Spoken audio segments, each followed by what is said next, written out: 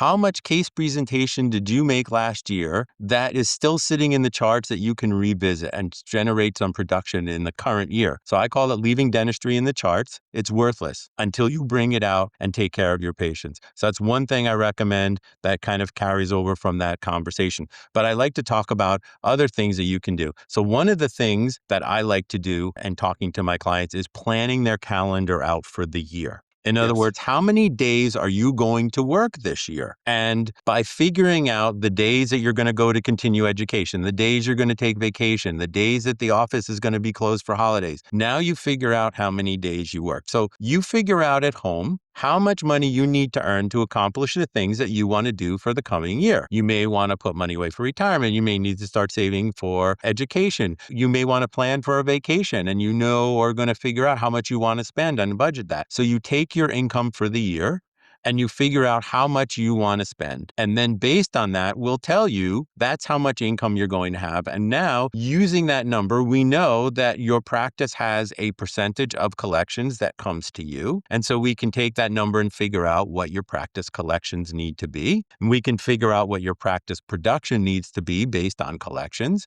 And then you can allocate that between yourself and hygiene and figure out how much hygiene needs to do every day and how much you need to do every day in order to reach your goal by the end of the year. And I think this is a great time to start doing that. It's never too late, but it's still early on in the year that you still have the opportunity to plan the year. And so this will be very helpful in making sure you get to your goals.